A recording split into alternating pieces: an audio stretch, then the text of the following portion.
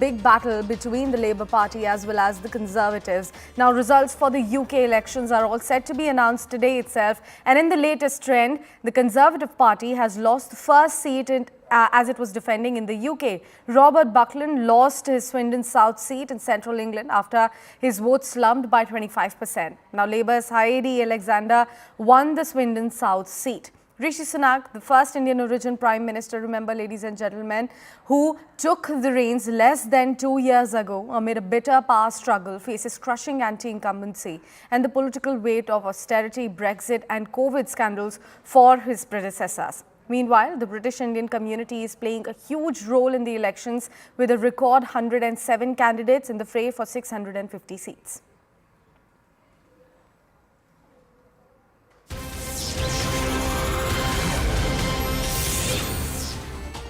And the latest trends are already out ahead of UK general poll results. Exit polls are predicting a landslide victory for Labour Party. The forecast is accurate. If it is, it means Starmer will become UK's Prime Minister with 410 Labour MPs. Remember, 326 seats are needed for a majority.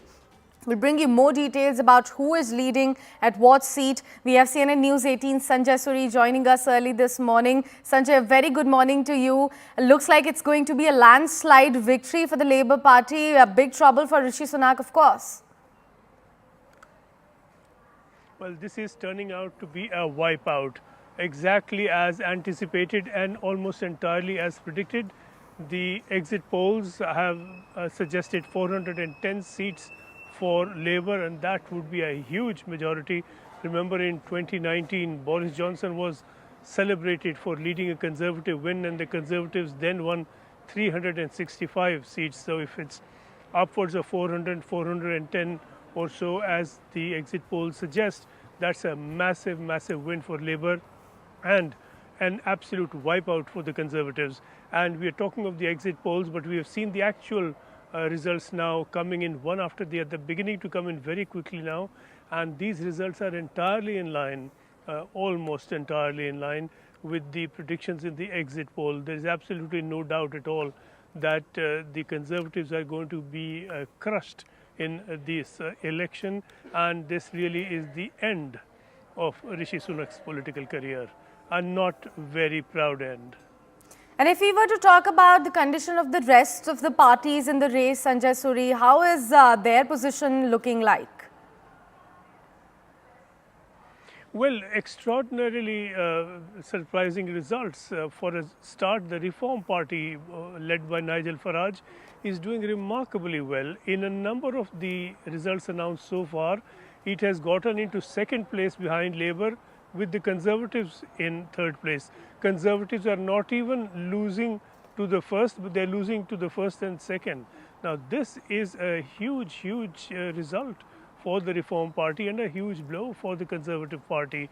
It means, for a start, that a lot of the Conservative vote, the traditional Conservative vote, has gone the way of a Reform. It also means that Reform is going to be knocking at the doors of the Conservative Party and winning the kind of support the Conservatives have always enjoyed. The other surprise result comes from the Scottish National Party, which is taking a hammering. And that means really and broadly that the suggestions and the dreams of some for Scotland to break away from the United Kingdom are not going to be realized in the foreseeable future. The SNP, the Scottish National Party, is taking a hammering in the polls. And Sanjay, it's a complete wipeout, as you suggested earlier. Of course, it's a huge blow to the Tories. But if we were to look at, I know it is too early to say, but is that going to be a spark to replace Rishi Sunak as the leader of the party? Oh, Rishi Sunak is gone. There's no way the Conservatives will have him. The Conservative Party is a ruthless party. They never spare a leader who leads them to defeat. There is going to be a short period when he will continue as the leader of the Conservative Party. The Conservative Annual Conference is due a few weeks from now. Certainly that is when they will elect a new leader, and that is the end of Rishi Sunak. There is going to be no comeback for him after this. The Conservatives are going to be furious with his leadership. There have been rumblings and there has been some grumbling within the party, and this has gone on for a while. A lot of people wanted Rishi Sunak replaced ahead of the election. They will now find a voice loud and clear, and a lot of them would have lost their seats, of course. But this is going to be the end of Rishi Sunak. There's no way the Conservative Party will have him as its leader. And they are just trying to absorb the historic defeat that came their way, of course, Sanjay. But one thing that we also read out to all of our viewers is the part that British Indian community is playing these elections. Of course, a record 107 candidates in the fray for 650 seats. Tell us more about that as well. Well, a number of candidates of Indian origin are going to succeed. They will be succeeding as we speak. And this is from both the Labour Party and, well, to a smaller extent from the Conservative Party, given the knockout for the Conservative Party. So Indians have, over recent years and certainly over the past 2 or 3 elections, gone the Conservative way, both by way of voting and by way of contesting. There has been an attempt to correct that in this particular election, and you do have a number of Indian origin candidates on Labour tickets, and a number of them will get elected. That certainly also includes a number of Sikh candidates. There have been 2 Sikh candidates, members in the outgoing House of Commons, and that number certainly is set to increase, as will some others of Indian origin who will be elected.